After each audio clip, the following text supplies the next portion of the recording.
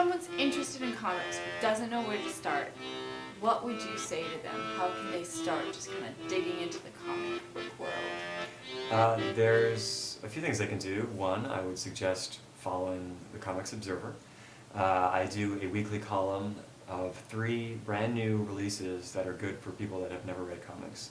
So if you just follow that column, I think there's bound to be something that piques your interest, and you just follow the links to the publisher or the artist, and I think you'll find something that you like. There's a Comixology app, and there's other digital comics apps. Is a good way to sort of sample things. There's free things that you can download if you're savvy and willing to do that. The other thing is just go to a bookstore or a comic book store and look around. Just find something that piques your interest. Just flip through something. So I hear that you brought some comics for us to look at. Yes, I did. There's plenty of superhero stuff that I think most people are aware of, so I wanted to bring something a little different. This is a book I love. It's called You'll Never Know.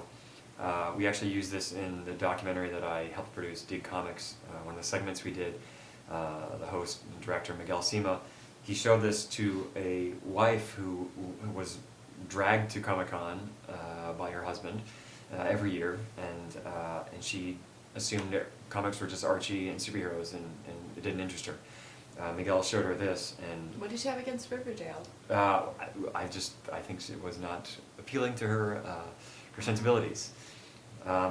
She loved this. She read this over the night, and the next day we checked in with her again to see how she liked it, and she tore through it, and she loved it. We have that and what's it about? This is You'll Never Know. This is book 1, and it's a trilogy. The 3rd one hasn't come out yet. It's a graphic memoir. It's about a woman who is trying to get in touch with her father, who is a World War II vet, and he won't really talk about what happened during the war, or much of really anything, and so she's trying to reconnect with him. And so it's a really personal story. You can see that even the design of the book is sort of designed like a scrapbook, and or like a photo album, like a family photo album. And she goes about trying to make a scrapbook for her father, and so it's just the story of her family and her trying to kind of understand her father and the changes, how their family and how her father changed before the war and then after the war. Great, we should move on, or else I'm going to want to read this right now. It's really great. It's really beautiful. You'll Never Know. Yeah, You'll Never Know. Book 1 is A Good and Decent Man. Excellent. Number 2 here that I have here is called Anytown. This is a wonderful thing here. This is a sketch diary, and so this was she just started doing this for herself. These little diary entries instead of writing like we sometimes do, write a journal or a diary, but she made comics. And so she just made, there's 2009, April 30th. A flu hits Portland. Swine flu hits Portland. Yeah, it must have been in the news, yeah. And so and you can see how her art style develops as it goes along. And her friends finally convinced her to publish this. You don't need to know anything, but that humans exist on the planet Earth, and then you can pick it up and start reading. So Planet Earth? Yeah, that's where we... I'll explain later. I'll catch you up. Alright. Well, read the Comics Observer every Wednesday is when you post the great comics for beginners. I often take a good look at it, and they look really, really fun and entertaining.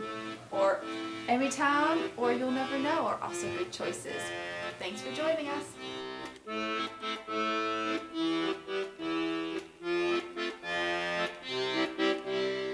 In the little town away from where you go to school, I will take you by the hand and walk you down the road where you go down, down, down through the hills and down, down, down where you fell.